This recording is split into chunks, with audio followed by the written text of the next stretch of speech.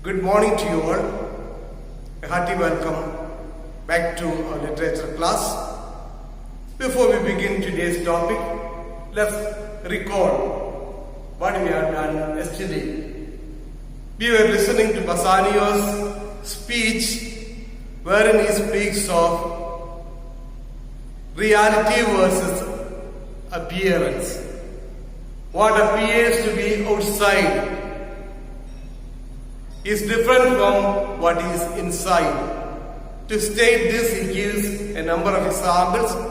Then at the end, he speaks of people who are frightened, people who are not brave, but they put up a show in order to establish that they are brave. For this purpose, they take on the disguise of Hercules and Mars. They put on beards of Hercules and frown of Mars in order to prove themselves courageous. But if you go inside, you will find they have livers as white as milk. That means they are not courageous. Today we shall look at Act 3, Scene 2, verses 91 to 109. So now Bassanio gives one more example, that of beauty. So he says, beauty purchased by weight. Beauty purchased by weight. What is beauty? He's speaking about cosmetics or makeup. Cosmetics or makeup used mainly by women. So cosmetics and makeup, they can be purchased in a chemist shop. They can be purchased in a chemist shop. Purchased by weight, that is, you can weigh it, how much you want, you can buy it. Then Bassanio says, makeup make the wearer the lightest. Makeup make the wearer the lightest. He's playing on the word light. Light has two different meanings. One is heavy, that is as regards weight. Another one is cheap, that is regarding character. So what Bassanio wants to say is that the more cosmetics women buy and use it, they become cheaper in their character or they become dishonest. How do they become dishonest? The originality is lost. They have been created as someone like this and like this. Now by putting on makeup, using so much of cosmetics, you are trying to give another picture wherein they are looking more beautiful, they think, but actually they are disgracing themselves. They are not honest to themselves. Then he speaks about next is crisped, snaky, golden locks. Crisped, snaky, golden locks. Crisped is curly, snaky is winding like snakes, and locks are hair. You know that women having curly hair is supposed to be something good. Many men adore women having curly hair, and it is so beautiful to look at. Some men are mesmerized. So when a woman has got curly hair and the wind blows, the hair will be moving and it will be a marvelous sight. Wanton gambols with the wind. Wanton is lively, gambols is movements. Wanton gambols with the wind. In the wind, the curly hair, which is winding like a snake, it is moving and is so marvelous. This is outside appearance. This is outside appearance. But actually, if you go deeper, what is behind it? What is inside? Many women do not have curly hair. In order to present themselves having curly hair, they buy a wig, W-I-G.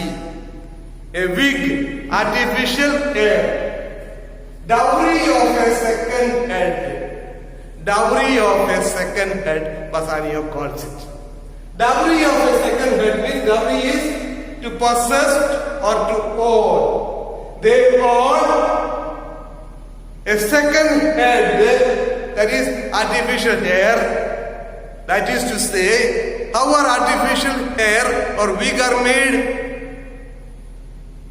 By making use of the hair of people who are already dead. So, who was wearing these hairs earlier? It was in the head of somebody else. Now it is being worn by today's women. So the first wearers, the original wearers of the hair, where are they now? The skull that bled down, on which the hair grew, they are in the tomb. They are in the sepulchre. Bassanio calls it sepulchre. Sepulchre means tomb. The skull that bled down, on which, that is, the skull that bled down means the skeleton of the head. Skull is the skeleton of the head.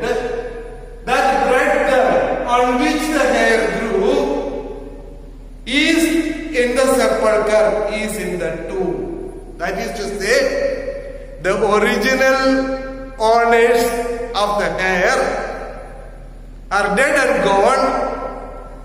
They are being decayed in the tomb, and the women of present day, they are using the wig made out of these dead women, and they are putting up an appearance to others, saying that we have marvelous, beautiful hair.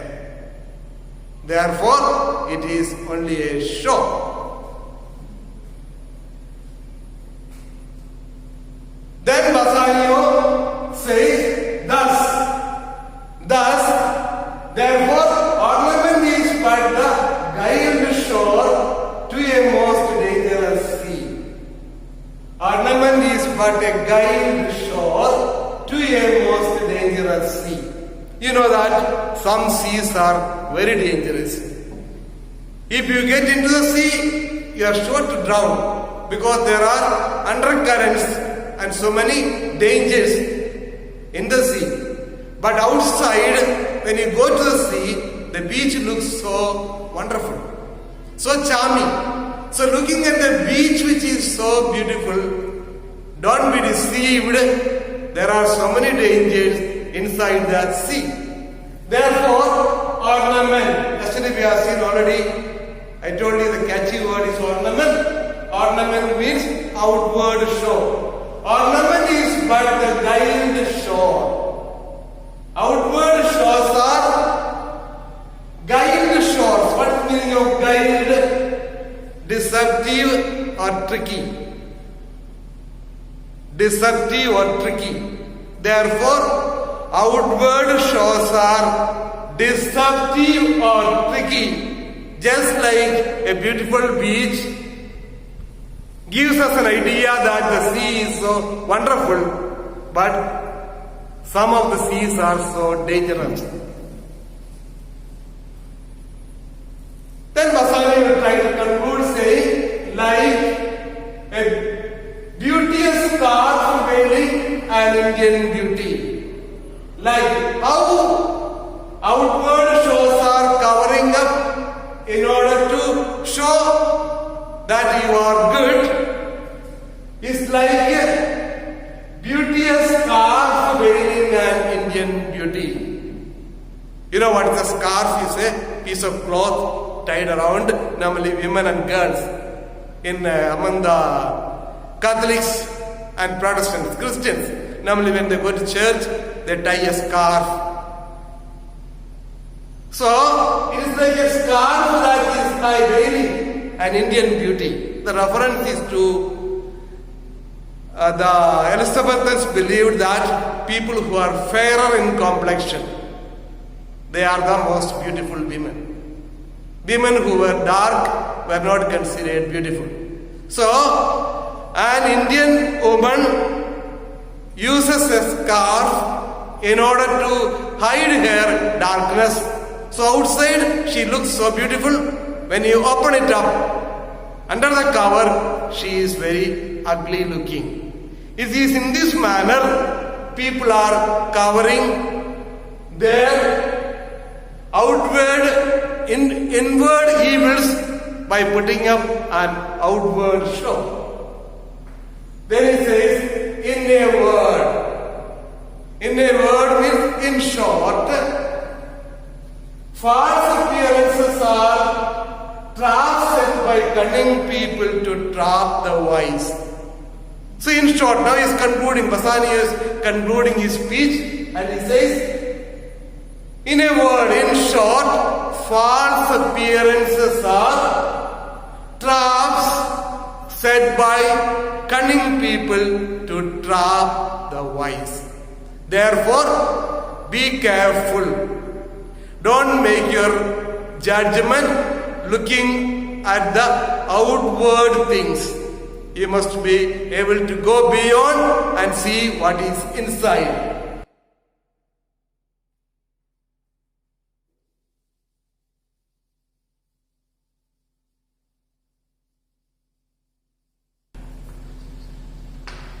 You have the golden casket, you have the silver casket, and you have the lead casket.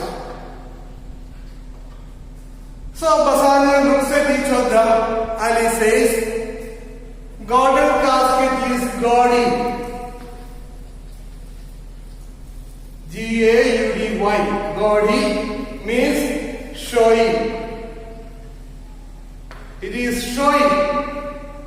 It is attractive, very attractive.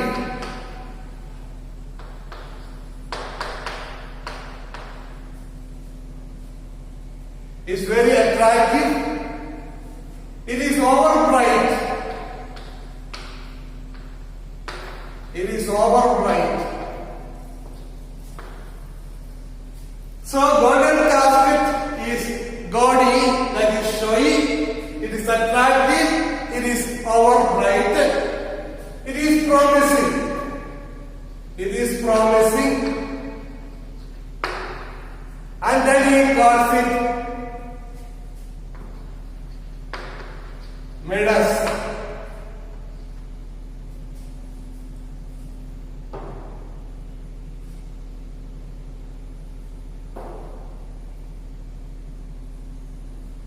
Speaks about Midas, King Midas.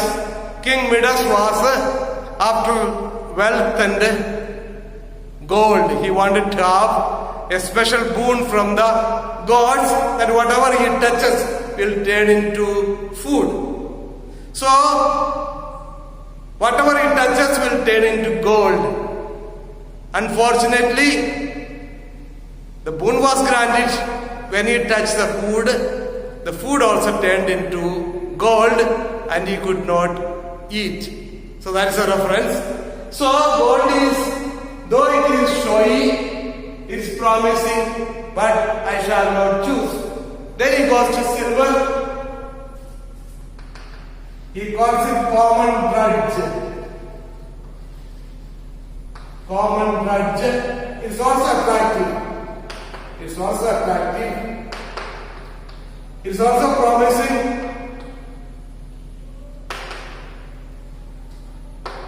So how does it differ? Why does it call it common drudge?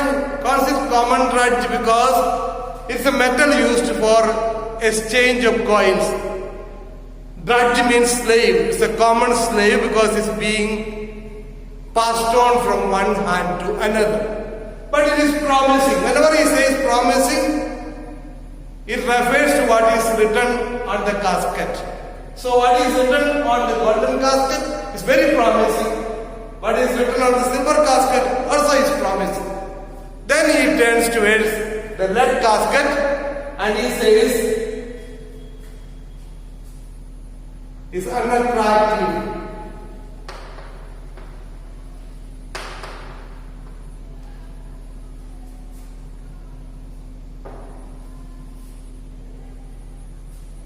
M-E-A-G-R-E, meager lead.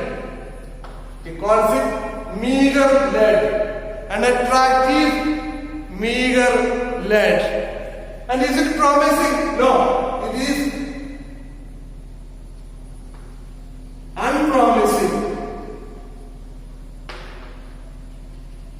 It is unpromising because it says whoever chooses will have to give one hazard what he has.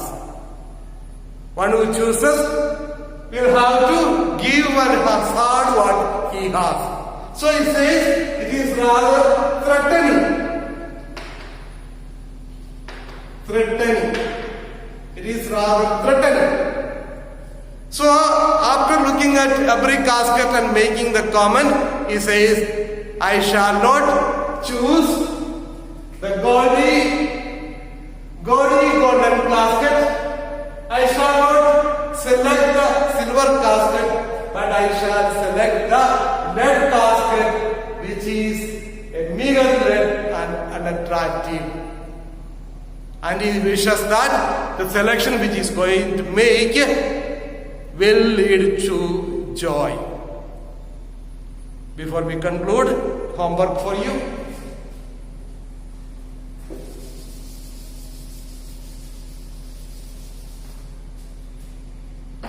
Page number 159, workbook. Page number 159 to 62. Question numbers 3 and 4. Please do this homework. Thank you very much for listening.